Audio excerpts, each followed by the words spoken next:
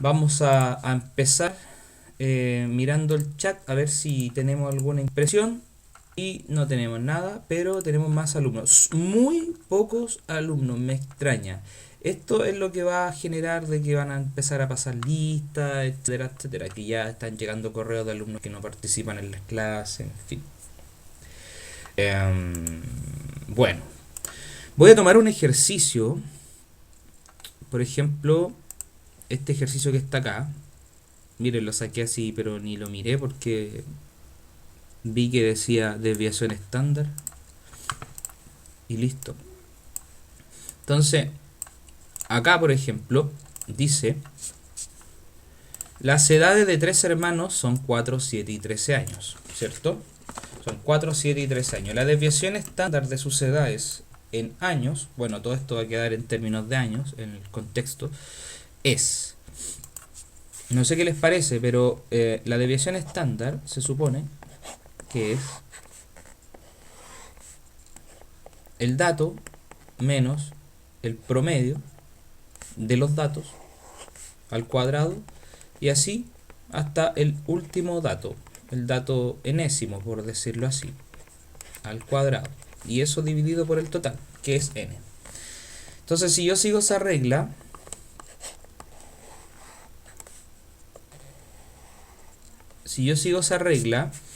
lo primero que debería calcular en una esquinita por acá es el promedio de las edades, ¿cierto?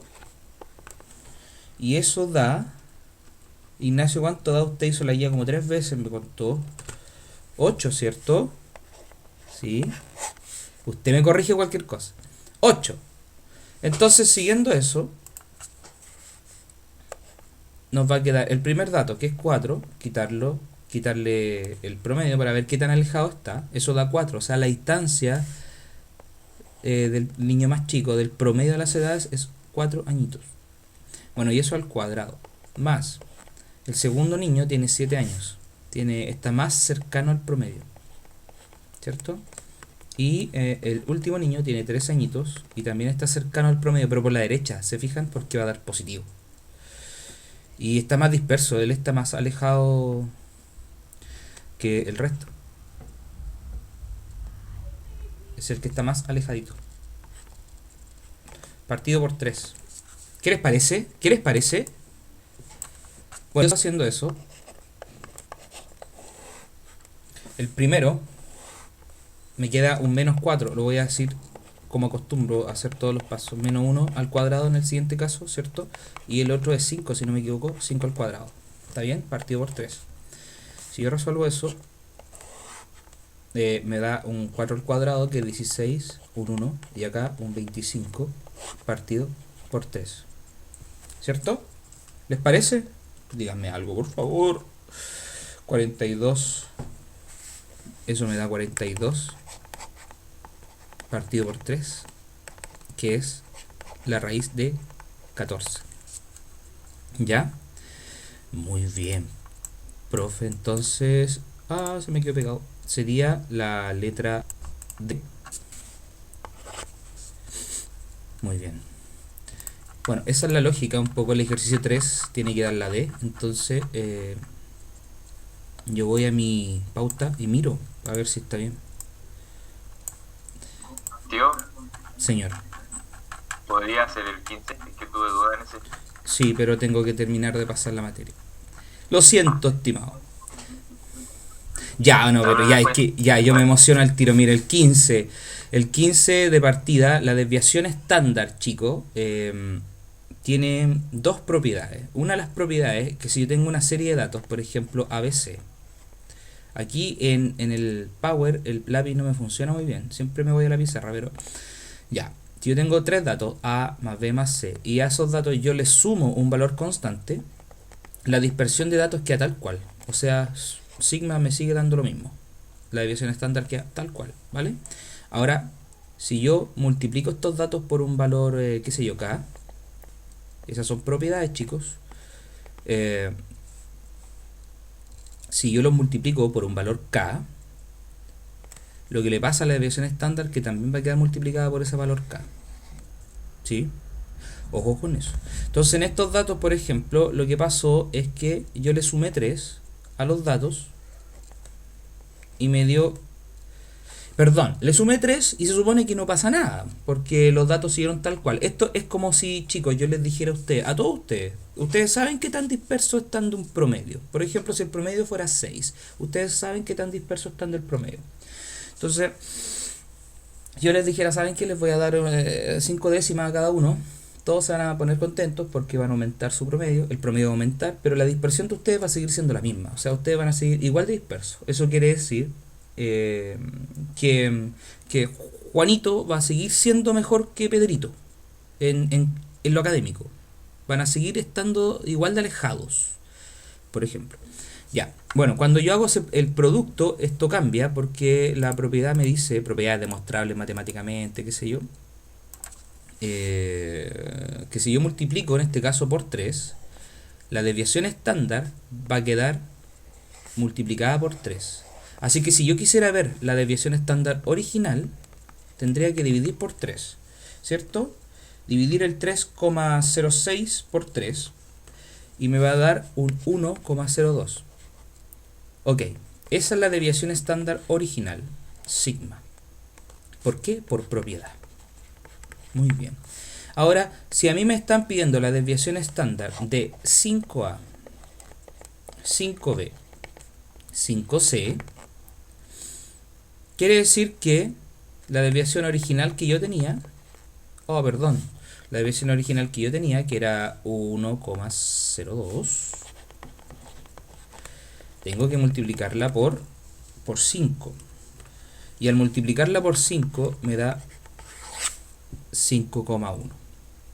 Ya, pero esto es netamente propiedades, querido Ignacio, que parece que usted me preguntó, ¿cierto? Así que sería la alternativa C.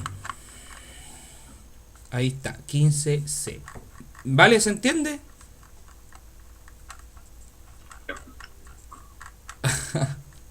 Ya, no sé qué me dijo, pero espero que sí. Me voy al chat. Igual yo. No entendí nada, pero... se escucha. Sí, tío. Vale, ya Ignacio. Así se hace. Después si quiere lo puedo volver a repetir. Pero es netamente propiedades. ¿Vale?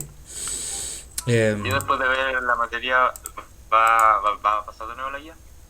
O sea, para ver los ejercicios. Ah, obvio. Sí, Allá. sí. Y les voy a pasar otra guía hoy día. Bueno, así con las fórmulas. Miren, esto es lo que yo les comentaba, lo de Ignacio.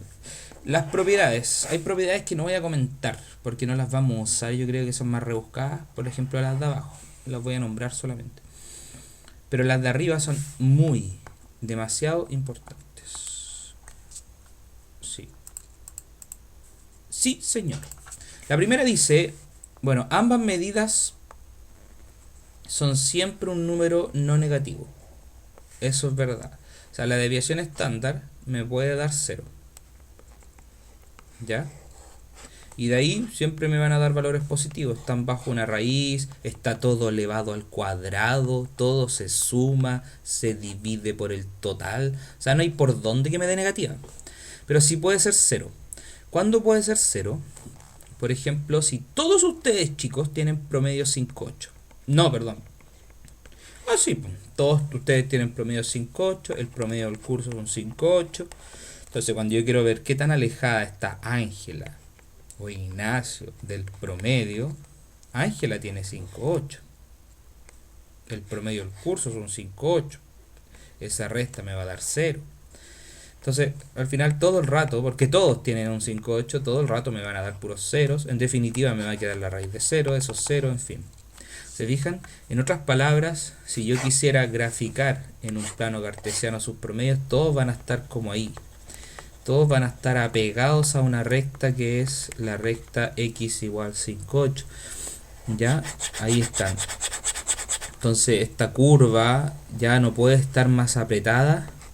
Está pegada a esa recta, pegada absolutamente, y no hay dispersión. No hay dispersión. Así que se entiende que pueden ser 0. Por eso ahí dice son siempre un número no negativo. El 0 es un número no negativo. No tiene signo, pero por eso. Lo otro es que la desviación estándar y la varianza son 0, bueno, lo que dije recién, solo cuando todos los datos son iguales, ¿vale? No hay dispersión. Cosa que no, es muy rara, porque en general todo varía, pero nos podemos encontrar con este caso, sí. Ya, el siguiente dice, si cada dato de una muestra se aumenta o disminuye en una cierta constante k, aumenta sumar, disminuir y restar en una constante k, la desviación estándar y la varianza no cambian, ya siguen igual. Por eso les decía, si a ver, deben un segundo. Si Josefina tiene promedio 5,2, voy a colocar un 52 nomás. Si Ángela tiene 5,3, si Maximiliano tiene un 6,7, y yo les regalo a todos 3 décimas, este le va a quedar, Josefina quedó en un 5,5, Ángela en un 5,6 y el Maxi quedó en un 7. Entonces, si usted le calcula las desviaciones estándar a estas notas, las primeras que anoté, y después a las segundas, perdón la letra, chicos, esto va a quedar igual. No cambia. Lo podemos verificar con un ejemplo. Pero son propiedades.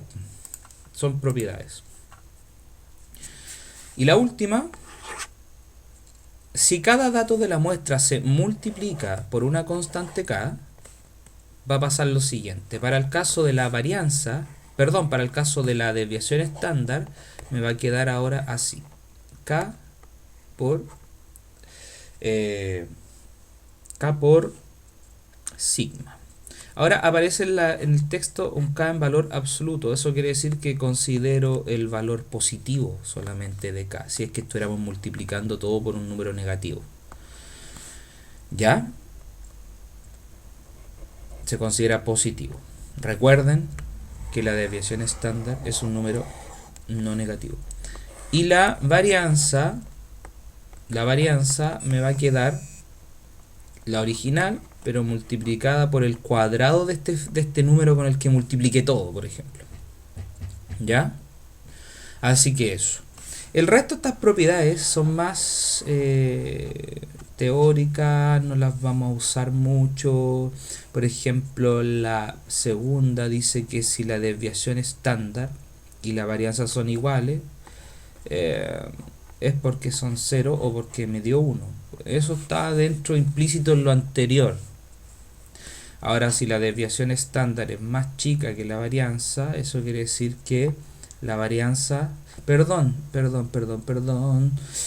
si la de varianza, ahí está, la varianza es más chiquitita que la desviación estándar, eso es equivalente a decir que la desviación estándar me dio un valor entre 0 y 1, que es una fracción propia, no sé, me dio un medio.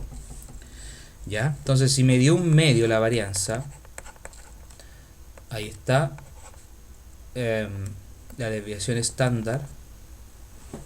Si me dio un medio la desviación estándar, la varianza me va a dar un medio al cuadrado, que es un cuarto, y es más chica, ¿cierto? Entonces esas cosas son como obvias, pero lo más importante creo que está escrito en palabras. ¿Ya? Y esta que está acá es más extraña, la primera, la que estoy apuntando con rojo. Pero se usa en un tema que tiene que ver con, o aparece muy parecido en el tema de probabilidad de esperanza matemática. Aquí dice que la desviación estándar al cuadrado, o sea, la varianza, es cada dato al cuadrado, el promedio de eso, menos el promedio al cuadrado. No es muy útil para nosotros.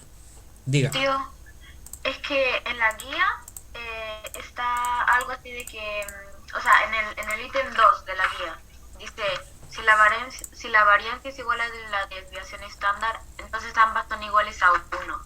Y según yo, eso es verdadera. Según lo que usted dijo. porque no aparece que es falsa en la guía. Me estás preguntando la guía, ¿cierto? Sí, la guía. Vamos a mirarlo. ¿Cuál es? Esta, Ay, ¿cierto? la D. La D. La D te dicen que es falsa porque está incompleta. Si la varianza es igual a la desviación estándar, entonces ambas son iguales a 1 o a 0. ¿Ya? Lo que teníamos acá, Ya. mira, en las mismas propiedades era eso.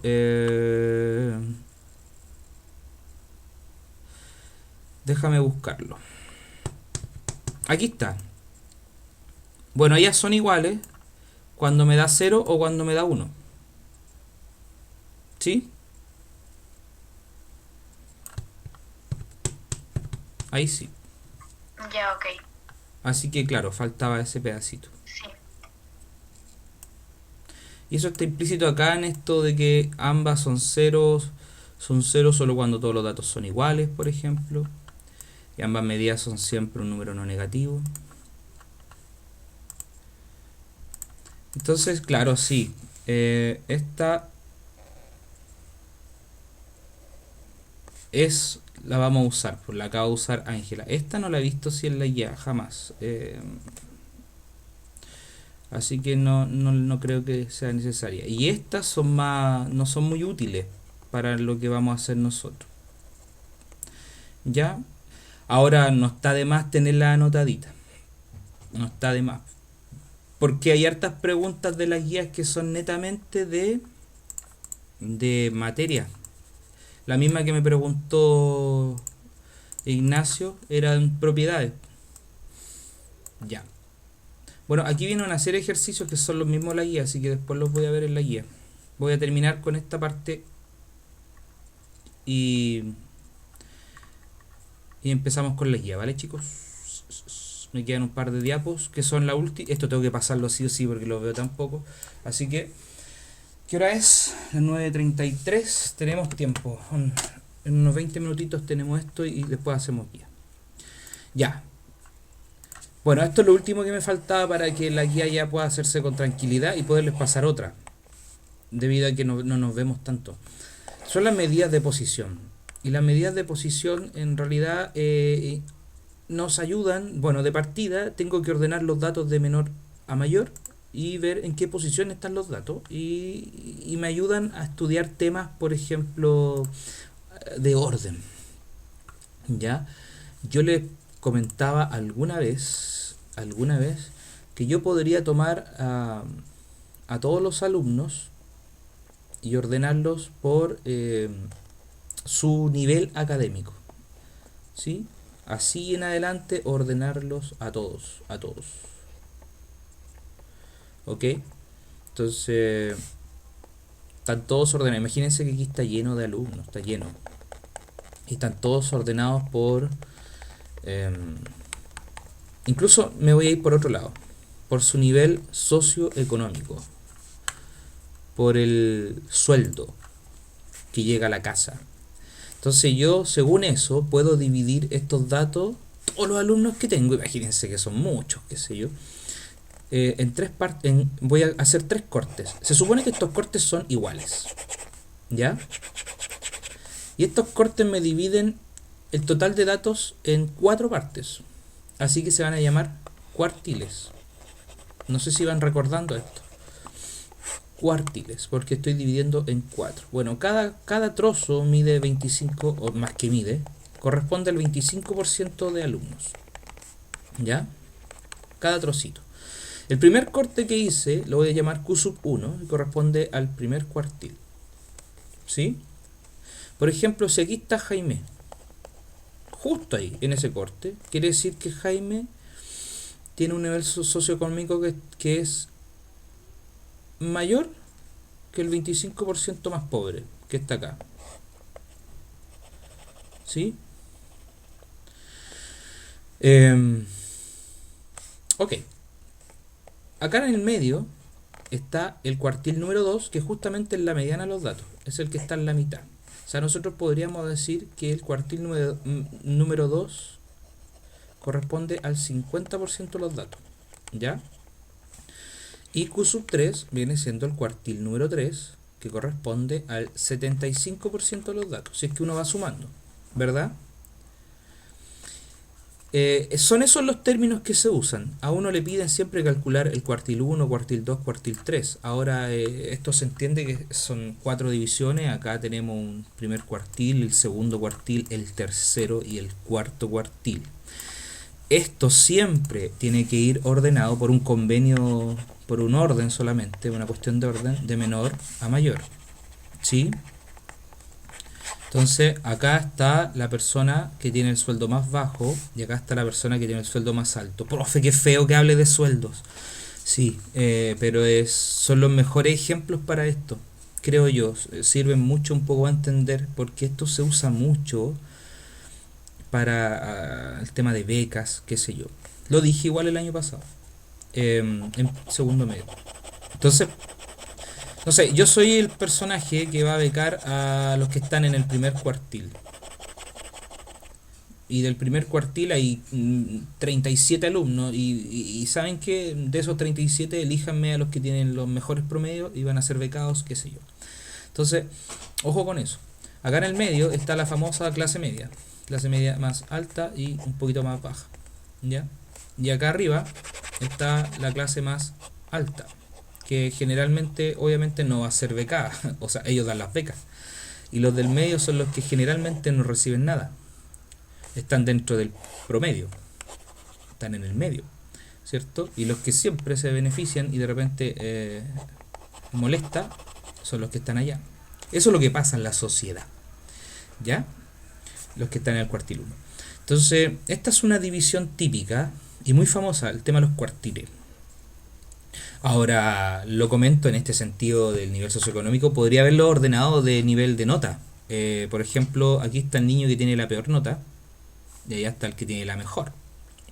Y hablar de un cierto problema, qué sé yo, acá está el niño que está en el medio, que está dentro del promedio, y que ganas de ser superior al promedio. O sea, si en tema de notas me debería dar lata estar dentro del promedio del curso, me gustaría ser mejor que el promedio para aparecer premiado.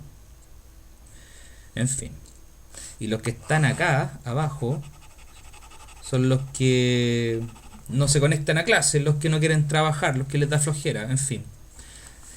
En fin, hay tanto que decir en esto que mejor avanzo. Les voy a hacer una introducción súper buena de esto, creo yo que es buena, que sale en la guía. Espero la hayan leído esta. La voy a leer rapidito, miren, dice dos ejemplos súper buenos. Los segundos medios A y B, ambos con igual número de estudiantes, qué sé yo, 20 estudiantes, rindieron una prueba de conocimiento. La calificación promedio de ambos cursos fue la misma, un 5.4. Imagínense, el segundo A y el segundo B tienen ambos 30 estudiantes y sacaron el mismo promedio en una prueba que se les hizo, un 5.4. La desviación estándar sí es mayor en el segundo B. Fíjense, cuando se calculó la desviación estándar de los datos, el primero me dio 0.51 y el segundo B, perdón, el segundo A me dio 0.51 y el segundo B me dio 1.38. ¿A qué conclusión llegamos con eso? Que el segundo B es más disperso, profe. Ya, sí, pero sigamos leyendo.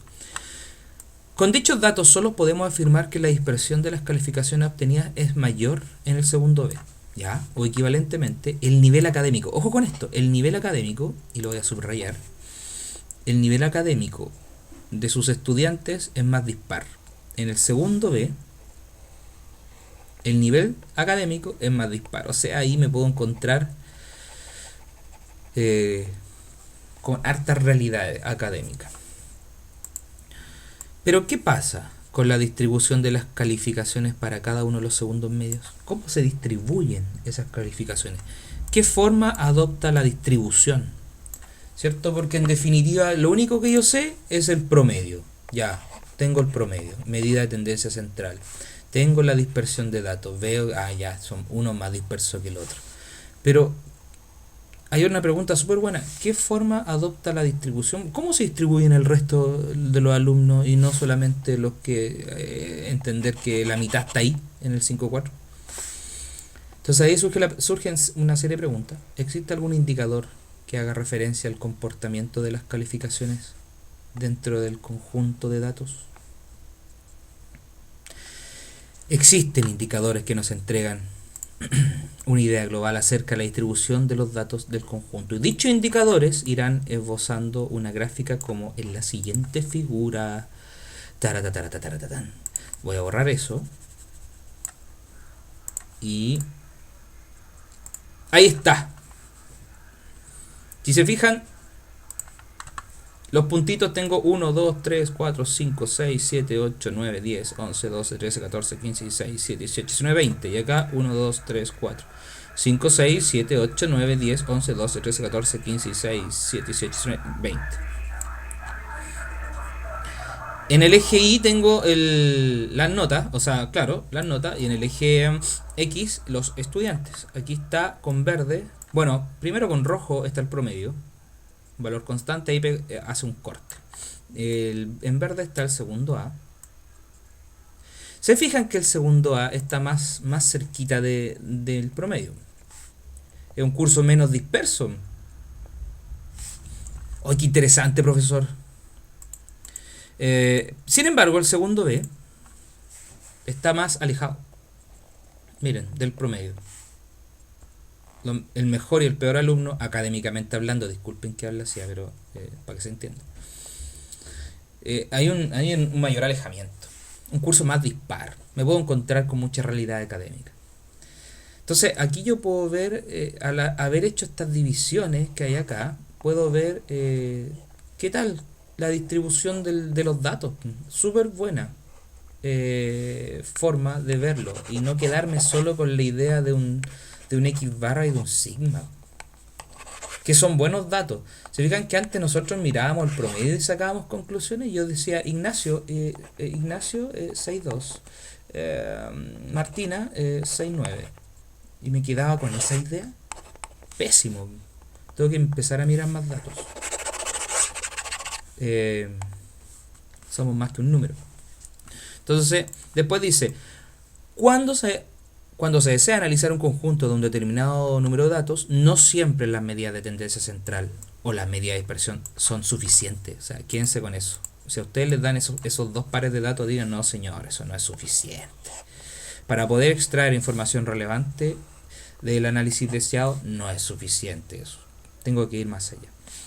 Cuando un conjunto de datos está ordenado por magnitud, el valor central o mediana va a dividirlo en dos partes iguales, ¿cierto? Cuando yo encontré el promedio ahí, ¡pum!, lo dividí en dos partes aproximadamente iguales. Podemos extender esta idea entonces pensando en aquellos valores que dividen el conjunto en cuatro partes, ¿cierto? O sea, ¿por qué solo dividirlo en dos con el promedio o con la mediana, para ser más exacto? ¿Por qué no lo dividimos en 4? ¿Por qué no lo dividimos en 10? ¿Por qué no lo dividimos en 100 partes? ¿Cierto? ¿Por qué cuando yo quise becar a esos alumnos en función de su nivel académico y el tema socioeconómico, hice una división en 4 partes? ¿Por qué no la hago en 100 y así soy más riguroso? ¿O por qué no la hago en 10 y soy más específico y acorto las distancias y en fin? ¿Se fijan? Entonces todas esas divisiones se van a llamar cuantiles. Cuantiles. Y dentro de esas las más conocidas están los cuartiles, los quintiles, los deciles y los percentiles. Ya en estadística descriptiva los cuantiles corresponden a las medidas de posición no central. Obviamente porque son cortes que se hacen fuera del promedio y permiten conocer cómo se distribuyen los datos dentro de un conjunto. Fuera de toda broma, encuentro que es muy interesante este texto, por eso lo quise colocar. Aquí vienen las definiciones, que las voy a hacer un poquito rápido para irme a dudas que tengan de la guía, ya, porque me da la sensación que eso quieren. Pero en la clase pasada yo les comentaba también que yo quería que hicieran lectura de este Power. Espero que lo hayan hecho para que avancemos. Aquí hay una definición. sacada del Pedro Valdivia. Dice: las medidas de posición dividen al conjunto de datos en partes iguales y sirven para clasificar a un individuo o un elemento dentro de una determinada población o muestra. Y aquí están los 4 más importantes. En matemáticas suele uno trabajar mucho con los cuartiles, por lo menos lo que yo he sentido cuando he visto esto. ¿Ya? Bueno, les voy a nombrar los cuartiles en esta ocasión para que se entienda un poquito. Lo hice con el ejemplo socioeconómico. Los cuartiles son 3 valores que dividen los datos ordenados de menor a mayor, ojo, cómo están ordenados, en 4 partes. ¿Ya? Imagínense que tienen un queque verde que está ahí y lo quieren dividir en 4 partes iguales. Ustedes toman un cuchillo, van a hacer un corte ahí, ahí y ahí. Siempre es una vez menos de las veces que quieren. ¿Quieren cortarlo en 2? ¿Qué hacen? O sea, quieren tener 2 partes del queque. ¿Qué hacen? Lo cortan una sola vez, al medio. ¿Se fijan? Siempre es una menos. O sea, quiero 100 partes, 99 cortes. Quiero 10 partes, 9 cortes. Entonces, esa es la lógica. Ya. Entonces, los cuartiles son datos. Ojo con esto. Bajo los cuales se acumula el 25%, el 50% y el 75%. ¿Sí? Entonces, en este dato podríamos decir, bajo él se acumula un 25. En el cuartil número 2 se acumula un 50. Se acumula. En el 3 se acumula un 75% de los datos. ¿Sí? Ahora mismo nosotros podríamos pensar, el gobierno hizo una separación como esta, estoy inventando, y está entregando canastas al 25% más vulnerable, por ejemplo. Y ya, fantástico. Y estos de acá no son vulnerables, entonces no se les va a dar. Menos el último cuartil. En ese cuartil pertenece el mismo presidente, por ejemplo. Entonces se usa mucho para eso. Y eso es igual interesante. Bueno, los quintiles va a pasar lo mismo. Los quintiles son datos bajo los cuales se acumula el 20, el 40, el 60, el 80% de los datos. Entonces podemos hacer ese mismo dibujo y hacer 4 cortes para que queden divididos en 5 partes, 20% cada uno. ¿Se fijan? Si yo dividiera en quintiles, tendría el 20% más vulnerable en el primer quintil. De hecho, si uno puede hacer el trámite para ver dentro de en qué grupo social estás y en base a eso postular algún beneficio de la municipalidad, qué sé yo. ¿Ya? Bueno, me acordé de unas cosas. Deciles. Los deciles son también, aquí dice 9 datos y que dividen el total en 10 partes. ¿Ya? Ahora, por ejemplo, miren, por ejemplo los percentiles. Son 99 datos que dividen todos, perdón, 99 valores, quiero decir, corrijo, 99 valores que dividen los datos de menor a mayor en 100 partes iguales. Entonces, se entiende que si yo voy a dividir los datos en 100 partes iguales, porque yo tengo por lo menos 100 datos, no sé. Si yo tengo 5 datos, dividirlos en 100 partes iguales no tiene mucho sentido. Entonces los percentiles se usan para cantidades grandes. Matemáticamente quizás se va a poder hacer, pero no tiene mucho sentido. Así que se suele decir que para datos grandotes de 100 para arriba tiene sentido los percentiles. Y es por eso que como nosotros vamos a trabajar netamente con datos pequeños, lo más probable es que andemos dando vuelta siempre en el tema de los cuartiles. Esos son los más famosos, incluso en temas de PSU. Esta materia es buena porque es tema de PSU. Incluso en la nueva prueba que se llama de transición aparece este tema. ¿Ya? Pero los otros son más rebuscados, querido curso. Aquí viene un temazo, que es la fórmula, porque esto es muy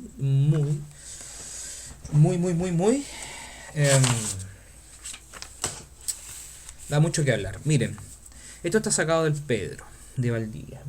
Es una de las mejores opciones para mi gusto para calcular cuartiles, quintiles, deciles y percentiles. En particular voy a hablar de cuartiles porque voy a dar un ejemplo a continuación de eso. ¿Ya?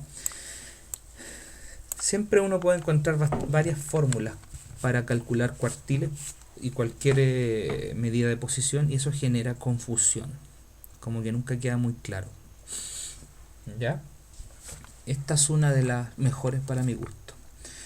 Dice que para determinar el lugar en el que se ubica la medida de posición buscada, existe una relación que depende de la medida de posición a calcular.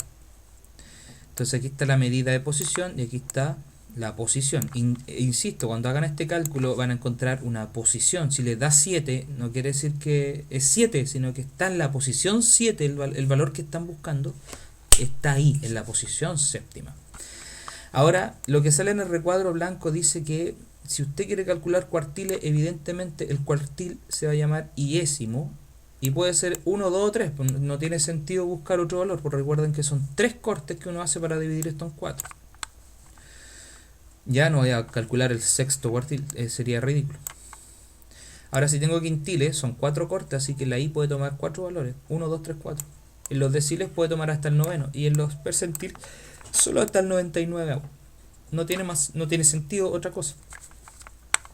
Esto es lo importante, sí, muy importante. El método para determinar esta medida de posición que yo les voy a comentar es para datos que son no agrupados.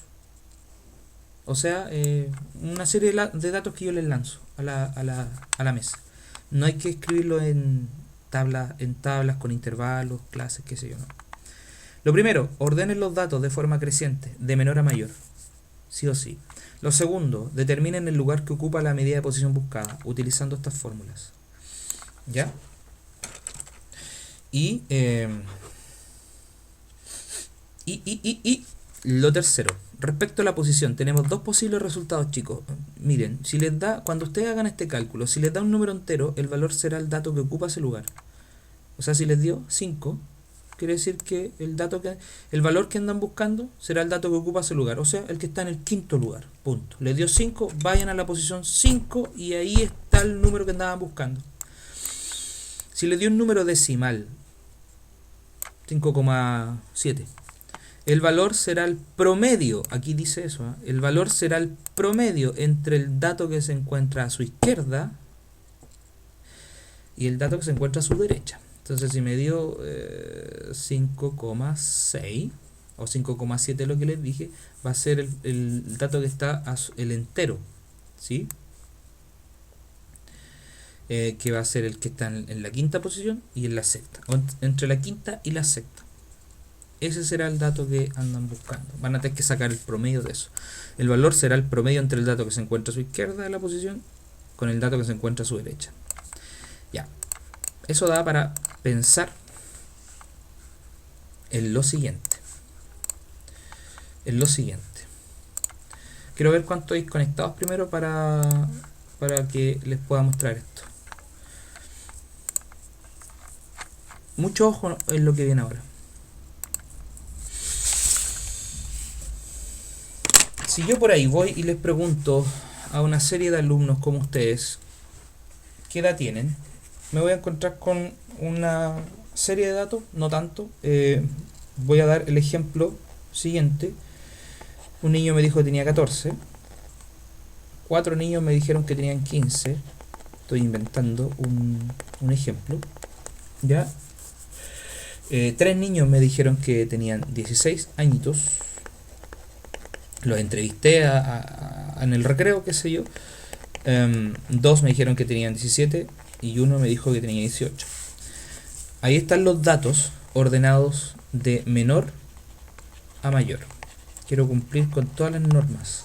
Ahora, si yo les pido orden, también tengo que tener claro, miren, el primer término se escribe x sub 1, ¿ya? Ese es mi primer término. Y así, x sub 2, ¿ya?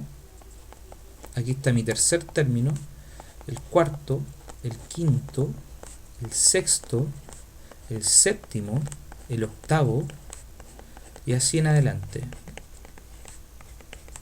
Un décimo. Ahí está. Entonces tengo 11 datos para este ejemplo. Y esa es una cifra que es impar. Cuando la cifra es impar, chicos, todo resulta mucho más fácil para mi gusto. Y cuando les pidan calcular, miren, imagínense ahora que yo les pido calcular el cuartil número 1, el cuartil número 2 y el cuartil número 3, la mejor técnica que pueden usar en este caso para una cifra impar, por ejemplo, es hacerlo sin fórmula, de manera artesanal. Y eso significa eliminar los extremos como estos, irlos eliminando ordenadamente para no equivocarse, y les va a quedar uno en el medio, ¿cierto? Y ese es mi cuartil número 2, que corresponde a la mediana de los datos. Siempre el cuartil número 2 es la mediana. Lo encontré. Es el valor que está en la sexta posición y que corresponde a 16. Ahora, si ustedes se fijan, a su izquierda quedaron 5 valores. Ahí están, ¿cierto? Y a su derecha quedaron 5 valores más. O sea, evidentemente partió esto a la mitad. Si yo les pidiera el cuartil número 1, ustedes tendrían que tomar todo lo que está a la izquierda y hacer lo mismo que hice, eliminar los extremos. Eliminar los extremos y se van a encontrar con este datito que voy a pintar de amarillo. No me quedó muy bonito, ahí está. Que es 15, ¿cierto? Ese datito es el cuartil número 1, ¿vale? Y que está en la tercera posición. De la misma lógica, si quisiera el cuartil número 3, me voy al extremo derecho y elimino esos datitos y voy a encontrar el que está en el medio, que es 17. Y a ese lo voy a llamar cuartil número 3. Así que el cuartil número 1 es 15, el cuartil número 2 es 16 y el cuartil número 3 es 17. Y si ustedes miran bien, esto está impecable, diría yo, porque se dividió en 4 partes iguales. Fíjense, ahí hay 2 datos, el corte, 2 datos, el corte, 2 datos, el corte y 2 datos. O sea, hay 4 partes, 4 divisiones. Perfecto. Ya, entonces visualmente está correctísimo, ¿sí o no? ¿Qué les parece? Ahí está. Ahora, ¿qué pasa si usáramos fórmula? La fórmula para calcular el cuartil késimo era k por n más 1 partido por 4. Bueno, no voy a colocarla acá porque en realidad estábamos usando en la fórmula de la diapo la i, ¿cierto? El cuartil iésimo es igual a i por. ¿Sí? Eso era. Incluso se usa una notación que no me gusta mucho, se usa esa notación. Porque ahí lo que me están diciendo que es la posición del cuartil iésimo. Ahí está la fórmula. ¿Ya? Si yo lo hiciera con la fórmula y quisiera calcular... espera un poquito. Si yo quisiera calcular el cuartil número 1, me va a quedar 1 por... ¿Cuántos datos tengo? 11, ¿cierto? 11 más 1 partido 4. Y eso me va a dar 3. ¿Vale? O sea, estamos hablando de la tercera posición. Súper bien. ¿Sí? El cuartil número 2 sería 2 por 11 más 1 partido 4. Eso me da 6. Estoy hablando de la sexta posición. Está bien, fíjense ahí lo que estoy pintando ahora en nuestro ejercicio. Cuadra. Y el cuartil número 3 me va a dar 3 por 11 más 1 partido 4. Y eso es 9. O sea, la novena posición. Súper bien. ¿Sí o no? Así que esta fórmula suele usarse para calcular datos no agrupados, pero que son impares. No tengo ningún problema, todo funciona pero impecable, pero para cifras impares. El problema les va a surgir cuando tengan cifras pares, como en el ejemplo que les voy a dar a continuación. ¿Ya? cuando tengo cifras pares. Entonces me voy a eso. ¿Por qué les decía esto? Miren, voy a borrar esta parte antes de irme. Porque en algunos textos, ustedes mismos que van a estudiar para la PSU, aparece esta fórmula. Esta fórmula para calcular el iésimo cuartil se ocupa esta fórmula. I por n partido 4. Así nomás. Entonces, si yo quisiera el primer cuartil, me va a quedar. Me demoro en escribir porque el lapicito con el internet empieza a con problemitas. Hasta ahora parece que hay harto tráfico. ¿Cuánto era n? 11. Me cuesta hacer el 11. Ahí está. Y si uno hace 11 dividido 4, me da 2,75. ¿Sí? Entonces, para esta fórmula se dice que ustedes tienen que tomar el entero siguiente que viene, ¿ya? O sea, sería tercera posición. Pero ¿por qué muestro esto? Porque hay fórmula y fórmula y hay que saber interpretarla según lo que nos digan. Por ejemplo, en este caso tengo 2 por 11 partido por 4 y eso es 22 dividido por 4, que me da 5,5. Entonces, según esta fórmula tengo que elegir 5,5, el entero superior, el siguiente, que sería el de la sexta posición. Y lo mismo con el cuartil número 3, que sería 3 por 11 partido por 4, 33 cuartos, que es 8,25, y tienen que elegir el que viene en la siguiente posición, o sea, la novena. Eso según lo que dice esta fórmula. Hay textos que dicen, hay muchas cosas, por eso necesito detenerme aquí, chicos, que dicen que esta fórmula conviene ocuparla siempre cuando tengo cifras impares, ¿ya? Y esta fórmula conviene utilizarla siempre cuando tengo una cantidad par de datos y no cuando tengo una cantidad impar de datos, porque puede ser mal interpretada. ¿Qué haría yo en la práctica? Si tengo una serie de datos como las que acabo de hacer, lo haría de manera artesanal, sin siquiera mirar una fórmula.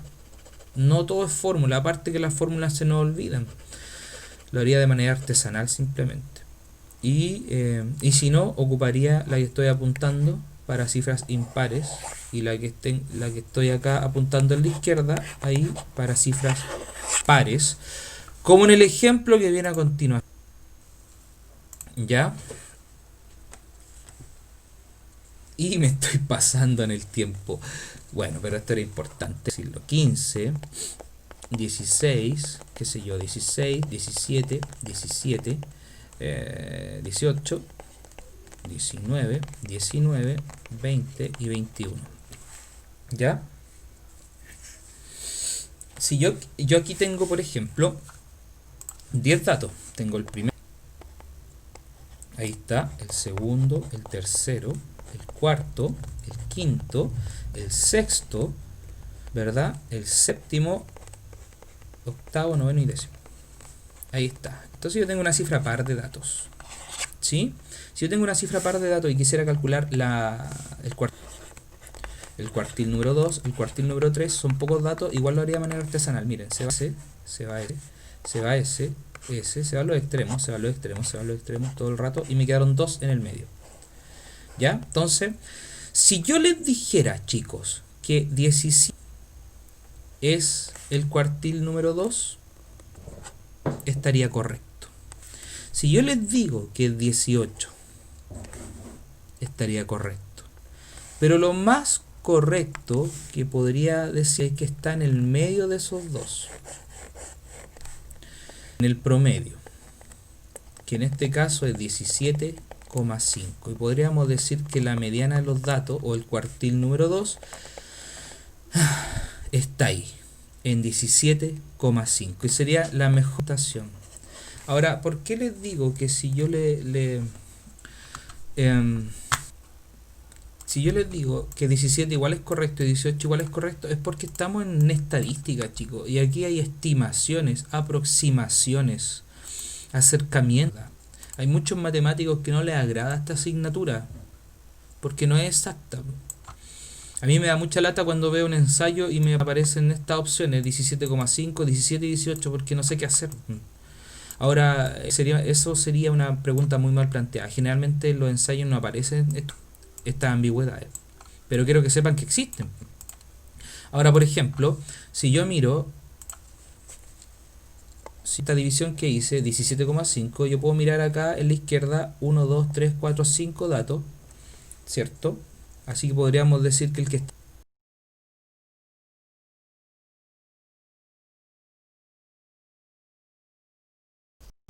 Sería visualmente